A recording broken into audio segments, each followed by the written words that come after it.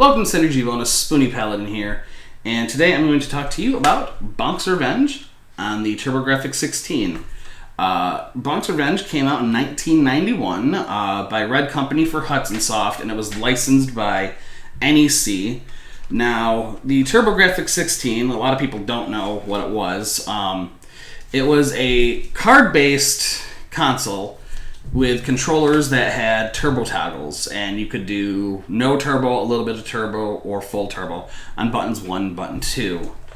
Now, Bonks Revenge is the sequel to Bonks Adventure, and it's a far superior game to Bonks Adventure. Not to say Bonks Adventure is a bad game, but this one is very near and dear to my heart. Now, Bonk is a caveman, and this game is set in prehistory, and the main goal of the game is to get the other half of the moon, which has been stolen by the evil King Drool, and reunite it for Princess Za. That's pretty much the story of the game. As I said, Bonk is a caveman. He's got several modes of attack. He can bash things with his head or bonk them. He can jump and headbutt. He can jump and twirl. And he can headbutt the earth. And yeah, that's his mode of attacks. One of his modes of attack is the spinning in the air. And to do that, you'd actually have to flip your turbo toggle up to the max. And when you jumped and hit the bonk button, he would do his ground head to earth headbutt. But if you did that, he would just spin and spin and spin, and it would actually slow his descent. And that's actually key for some of the mini games, some of traversing the areas. You can actually skip a lot of the sections of stage with this, and it's neat. It's a neat little feature in the game. It's very similar to Mario in the terms of power-ups. Instead of like fire flowers, you get meat, and there's two types of meat. There's small meat and large meat. Large meat will make you invincible and get you to the third tier of power-up, or second tier of power-up, sorry. The second tier of power-up is you have this huge swollen head and you breathe fire, and when you headbutt the earth, it kills pretty much anything on the screen. The second tier, or I should say first tier, like when you get a small piece of meat, if you get 2 pieces of meat, it gets you the third or second invincible form. The first form, you kind of get like this scar on your head. You look a little pissed off, and when you actually headbutt, you shoot like a petrifying, I'm not even going to say a beam, it's like a little projectile, and if you headbutt the earth with that, it will stone every enemy on the screen, making easy to kill, easy to traverse, and whatnot. So yeah, that's what the meat does. There's another power-up that's I'm going to call it a seed, because when you get it, it gives you a little flower on your head and it lets you fly. And that's pretty neat. There's only a couple areas in the game where they have that, and I abuse it when I can. Now, I said this was kind of like Mario, where you collect things, like you would collect coins in Mario. This, there's 2 types of collectibles. There's fruit, and then there's smileys. The fruit, actually fruits and vegetables. Fruits and vegetables will actually refill your life.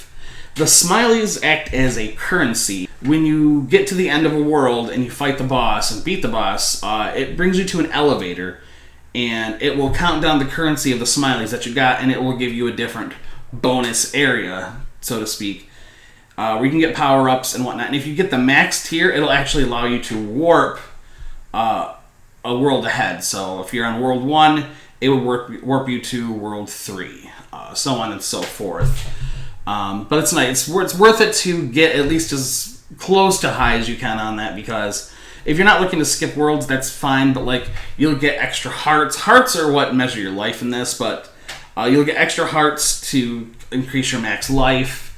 You'll get some power-ups to start the level. It will refill your life, because actually life doesn't refill between stages.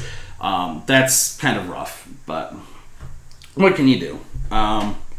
There are bonus games in this as well. There's little tulips on the ground, and you'll go to them, and it's various different bonus games. Some are jump on the springs, collect all the fruit. There'll be little smileys in there for you to get to. There's one that actually it says ascend the tower. Now, if you bonk against a wall and there's another wall there, you'll kind of Ninja Gaiden it up to the top. But you have to turn the turbo off. If you have the turbo on, you're just going to spin and just fall back down to the ground. It's unfortunate. And Bonk can also bite walls to climb. This wall he can't, so it's unfortunate. But the mini games are neat. I can't complain. Gameplay-wise, though, I mean, actually control-wise, Bonk actually controls very, very well. He's very smooth. Everything does what he's supposed to do. But there's a slight delay when Bonk jumps. He squats his knee. No, it's got to be part of it. He squats his knees and then he jumps. This is a problem in the ice area when you're sliding around and you're expecting to jump over a hole, and he's got to do a little squat and then jump, and just it's unfortunate. But I mean, other than that, the control's pretty solid in this game. Now, there's several different worlds. You've got your base area. It's like a waterfall. It's just a very open, plainsy type feel.